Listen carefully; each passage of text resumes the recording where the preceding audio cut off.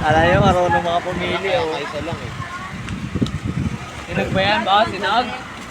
Pakota nga. Sinag na. Ma! Hindi ka tatlo. Tatlo 100 buko.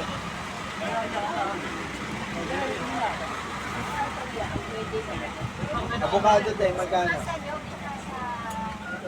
Mami, my friend. Uy, gusto ko ng alas. Yes, sibuyas. Manos. Ayun, orange. Lem! Yes po. Lem! Yan, ate. Melon, walang melon. Sa apple tayo, magkano? Toko lang ka. Gago na kalimutan natin. Sabi ko lang nakakuha daw lang ka, 5. Ito, bumili pa tayo. Paano may per kilo ng Ano to? Durian? Video mo. Ito gusto ko, Noy. Orange. Pampawala ng kuko.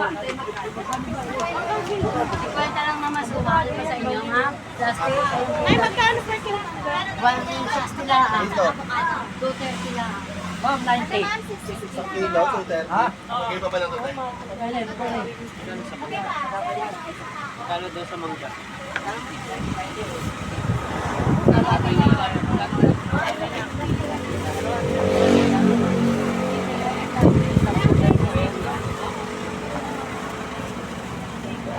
Ay, hindi. Yung buko. Teka lang po. Melon kayo tayo. Dama na yung buko. Magkano yan?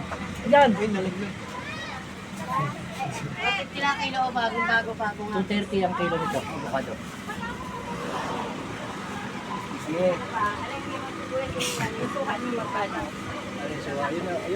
Magkano po? 50,000. Ayun na daw kayo na pumunta. Kaya nga eh. Mamaya na tayo magtuo. Sige. Pwede na ba kainin yan pag ganun tabi? May suko. Paano ba pag ano?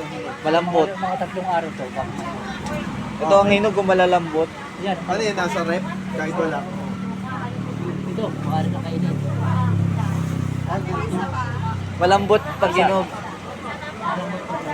Pero, mas okay na yun. Nilagay mo na lang sa rep. 2 araw to. Pero pa siya.